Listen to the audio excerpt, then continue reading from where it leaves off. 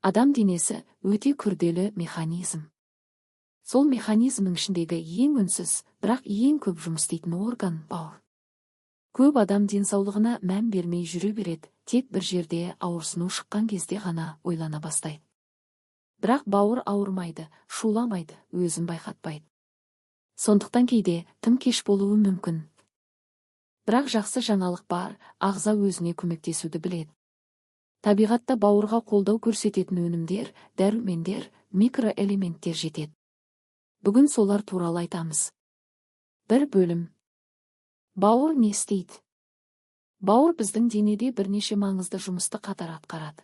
Қан тазарту, токсиндерді шығару, майларды ыдырату, ақуыз синтезі, гормон балансын реттеу күніне орташа есеппен бауыр жүздеген химиялық процестерден өтеді. Біз жеген тағам, ішкен сусын, тіпті күнделікті стресс, бәрі бауырға әсер етеді. Екі бөлім. Бауырға не ауыр тиеді? Бауырға кері әсер ететін факторлар өте көп. Майлы тағамдар, қант пен фастфуд, газдалған сусындар, ұйқының жетіспеуі, стресс, дәрілерді ретсіз пайдалану, алкоголь. Бірақ бұл тізім бізге бір нәрсені көрсетеді. Ол ұзақ уақыт бойы өз жұмысын істей береді. Үш бөлім. Цитрусты жемістердің пайдасы: лимон, апельсин, лайм, грейпфрут, барлығы дәруменіне бай. Бұл антиоксидант. Антиоксидант дегеніміз ағзада артық қалдықтарды нейтралдайтын зат. Цитрустар бауырдағы қысымды азайтып, ағзаның табиғи тазалану процесін қолдайды. Таңертең лимон қосылған жылы су көп адамға пайдалы әдет болып қалды. Бұл ағзаны оятуға береді және ас қорытуға жеңіл әсер етеді. Төрт бөлім. Қызылша мен сәбіз. Қызылша қанға өте жақсы әсер етеді. Онда темір, фолий қышқылы, микроэлементтер бар. Ол бауырдағы қан айналымын жақсартады және ағзадағы ауыр металдардың шығуына көмектеседі. Сәбіз бета-каротинге бай, ал бета-каротин ағзада дәруменіне айналады. Бұл дәрумен бауыр жасушаларын қорғауға қатысы және көзге де пайдалы. Бес бөлім. Авокадо мен банан. Авокадо пайдалы майлардың королі. Ондағы майлар ағза үшін дұрыс майлар саналады және қабыну процесін төмендетуге көмектеседі. Бананда калий көп. Калий жасушалардағы сұйықтық балансын ұстайды. Бұл жүрекке де, ас қорытуға да пайдалы. Алты бөлім. Неліктен табиғи өнім маңызды? Адам денесі табиғи өнімді жақсы қабылдайды. Жеміс-жидектер мен көкөністер тек дәрумен ғана емес, сонымен қатар талшық, фермент, минерал болып табылады. Олар ағзада мыңдаған процестерге қатысады. Жеті бөлім.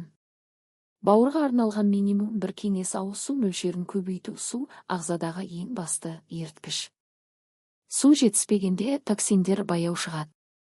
Қимыл жасау: күнделікті 20-30 минуттық серуен қан айналымын жақсартады. Бұл бауырға жеңілдік береді. Ұйқы режимі: бауыр түнде жұмыс істейді. Ұйқы жеткіліксіз болса, детокс жүйесі баяулайды. Біздің көпшілігіміз бауырдың қалай жұмыс істейтінін толық түсінбейміз. Бірақ бауыр ағзадағы ең маңызды сүзгілердің бірі. Ол қанымызды тазартады, токсиндерді шығарады, майларды өңдейді және гормондар өндірісіне қатысады. Бауырға тимейтін зияндар: дұрыс емес тамақтану, майлы тағамдар, алкоголь, дәрі-дәрмектерді шамадан тыс қолдану. Уақыт өте келе бұлардың бәрі цирроз сияқты ауыр ауруларға әкелуі мүмкін. Бауырға пайдалы табиғи өнімдер. Ағзаны қалпына келтіруде табиғи өнімдердің орны ерекше. Көп адам дәрі іздейді, бірақ табиғаттың өзі жақсы ем береді. Цитрусты жемістер: лимон, апельсин, лайм және грейпфрут антиоксидантқа бай. Олар ағзадағы токсиндерді шығарып, бауырдың қалпына келуіне көмектеседі. Цитрустар құрамындағы С дәрумені иммунитетті де қолдайды. Қызылша және сәбіз. Қызылша мен сәбіз бауырды тазартып, қан айналымын жақсартады. Қызылшада темір мен микроэлементтер көп. Сәбізде бета-каротин мол, ол бауыр жасушаларын қорғайды. Авокадо мен банан. Авокадо пайдалы майлардың көзі. Ол бауырдағы қабынуды төмендетуге көмектеседі.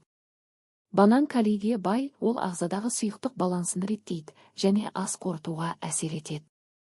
Жылы лимон суы таңертең ас қорытуға жеңіл әсер береді, қан айналымын жақсартады, денені оятады. Жасыл шай антиоксиданттарға бай метаболизмді қолдайды. Көп зерттеулер жасыл шай бауырға пайдалы екенін көрсеткен. Сәбіз, жүзім, смузи, табиғи талшыққа бай сүт немесе су қосуға болады. Дәмді және жеңіл кеңес. Тәтті шырындар мен газдалған сусындарды азайту керек. Олар бауырға қосымша жүктеме береді. 10 бөлім. Мифтер мен шындық. Миф: бауырды тек дәрілермен ғана тазартуға болады. Шындық: ағза өзіне өзі көмектесе алады. Табиғи өнімдер, дұрыс режим жеткілікті. Миф: лимон мен апельсин барлығы үшін бірдей пайдалы. Шындық: егер асқазан жарасы немесе қышқылдық жоғары болса, цитрусты абайлап қолдану керек. Миф: бауыр ауырса, дереу операция керек. Шындық: бауыр көбінесе ауырмайды. Симптомдар шыққанда дәрігер кеңесін алу маңызды. 11 бөлім. Үйде оңай жасауға болатын бауырға достық рецепт. Смузи рецепті: 3 адамға: 1 банан, 1-2 қызылша, 1 кішкентай сәбіз, 1-2 апельсин немесе лимон шырыны, 200 мл су немесе минерал су барлығын блендерде араластырып, таңғы асқа немесе түскі асқа ішуге болады.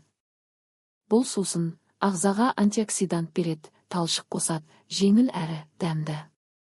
Қосымша кеңес: смузиге аздап зімбір қосса, ағза үшін қосымша оқытушы әсер береді, иммунитетке жеңіл қолдау. 12 бөлім. Қарапайым күнделікті кеңестер. Ас мәзірін әртүрлі қылу. Bir күнде әртүрлі көкөністер, жемістер қолдану бауырға әртүрлі микроэлементтер жеткізеді. Физикалық белсенділік: 15-20 минут күнделікті серуен немесе жеңіл жаттығу қан айналымын жақсартады. Токсиндер ағызуға көмектеседі. Стрессті азайту: терең дем алу, қысқа медитация немесе табиғатқа шығу. Стресс бауырға қосымша жүктеме береді. 13 бөлім. Қорытынды кеңес: бауырға күтім жасау қиын емес. Табиғи өнімді көбейту: цитрус, қызылша, сәбіз, авокадо, банан, су ішу. Дене белсенділігі: ұйқы мен стреске мән беру. Күнделікті шағын әдеттер ұзақ мерзімді пайда әкеледі. Денсаулығыңызға кішкене көңіл бөліп, бауырыңызды қолдаңыз. Бауырға керемет формула немесе бір сиқырлы өнім жоқ. Бірақ организмге кішкене көмек көрсетсеңіз, дене өзі бәрін реттейді. Табиғи өнімдер, су, қозғалыс, дұрыс ұйқы бәрі бірге әсер етеді. Біздің денеміз бізбен бірге жұмыс істейді. Тек оған мүмкіндік беру керек.